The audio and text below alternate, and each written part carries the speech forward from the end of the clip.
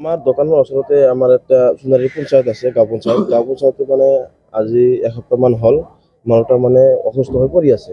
আমি দেখা পাওঁ, আমি তাতে দোকান কৰোঁ। তো কালি মানে আমাৰ চকুত পৰিল আৰু পিছত আমাৰ যুৱ সমাজকেইটা ল'ৰাকেইটা সিহঁতক লৈ আনি হেনা আমি হস্পিটেলত এডমিশ্যন কৰিছোঁ। আৰু তাৰ কোনো খবৰ পোৱা নাই, আমি তাৰ ঘৰৰ মানুহৰ লগত কোনো নাই, যোগাযোগ নাই, তাক চিনিও নাপাওঁ আমি। তো তেওঁৰ নামটা বোলে আহমদ আলী কৈছে তাই। তো আমি আমাৰ সোণাৰী আৰক্ষী থানাকো কৈছোঁ, কৈ হেনা আপোনাৰ পেৰেছৰ যোগেদি আপোনাৰ পেৰেছৰ গৈছিল, তাতে পেৰেছৰ যোগেদি ইয়াতে লৈ আহিছোঁ। যদি কোনোবাই তাৰ কোনো সন্ধান পায় আপোনাৰ পেৰেছৰ যোগেদি তাক লৈ গ'লে হ'ল, আৰু আপোনাৰ নম্বৰটো দি দিব তাক। আৰু লখিমপুৰ চিকিৎসালয়ত চিকিৎসাহীন হৈ আছে আৰু এতিয়ালৈকে সুস্থ আছে। ৰাতি আমি এডমিশ্যন কৰিছোঁ, আগত সুস্থ ৰাতি পুৱাতে আমি আহি ৰাতিপুৱাতে আহি অলপ সুস্থ দেখা পাইছোঁ আৰু কিবা ৰিপৰ্ট পৰীক্ষা কৰিব দিছে। আজি আমি বিলাটটা দিছোঁ, কালি ৰিপৰ্টটা ওলাব তাৰ। মানে সোণালী বজাৰত বহুত দিনৰ পৰা ঘূৰি আছে। আমি লক্ষ্য কৰা মতে ৩-৪ মাহমান হ'ল ঘূৰি আছে। মানুহটোৰ কোনো আত্মীয় ৰিচ নাই, খা খবৰ লোৱা মানুহ নাই। বজাৰত এনে গাছৰ তলত শুই থাকে ৰাতি।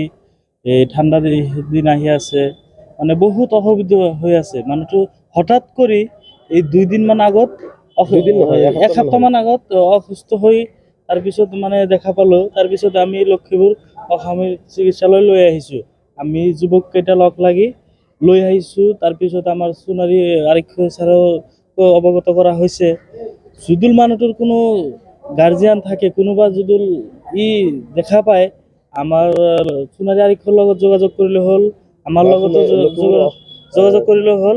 তাৰপিছত লখিমপুৰ হস্পিটেলত যিহেতু এডমিট কৰিছোঁ, আজি ৰাতি আনি এইখিনি মানে যোগাযোগ কৰিলে হ'ল। ইয়াতে এতিয়া শাৰীৰিক অৱস্থা কেনেকুৱা? মানুহজনৰ শাৰীৰিক অৱস্থা এইকেইদিন একদম বেয়া আছিল। ৰাতি অনাৰ পিছত মানে মানুহটো এতিয়া সুস্থ হৈছে, অলপখিনি সুস্থ পাইছে। এতিয়া মানুহটো যেতিয়া সুস্থ আছিল, তেতিয়া মানুহটো কৈছে যে আমাৰ ঘৰ চৰত, কিবা এটা চৰ বুলি কৈছে, বাঘপাৰা বুলি চৰ বুলি কৈছে। আহমদ বুলি কয়, মানুহ নাম ফুল নাম নাজানে, আহমদ বুলি কয়। মানুহটো তেখেতক কৈ থাকে যে আমাৰ ল'ৰা ছোৱালী 4টা ল'ৰা ছোৱালী, কিন্তু এতিয়ালৈকে কোনো খবৰ পোৱা নাই। পৰিয়ালৰ যদি কোনো দেখা পায়, মানুহ হিচাপত মানে মানুহটোক অলপ চোৱা চিতা কৰাৰ কাৰণত আহি লৈ যাওক। মানে বহুত অসুবিধা হৈ আছে, মানুহটোৰ মানে দেখি বহুত বেয়া লাগে। সেইকাৰণে আমি মানুহ হিচাপত মানুহটোক লৈ আহিছোঁ, মানৱতাৰ খাতিৰত মানুহটোক লৈ আহিছোঁ। মানে ইমান মানে মানুহৰ কষ্ট দেখি ভাল নালাগে, কোনোবাৰে ভাল নালাগে, কিন্তু বিশেষকৈ আমি যুৱককেইটা লগ লাগি লৈ আহিছোঁ। বেয়া লাগিছিল, সেইকাৰণে লৈ আহিছোঁ। আপোনালোকৰ যদি কিমান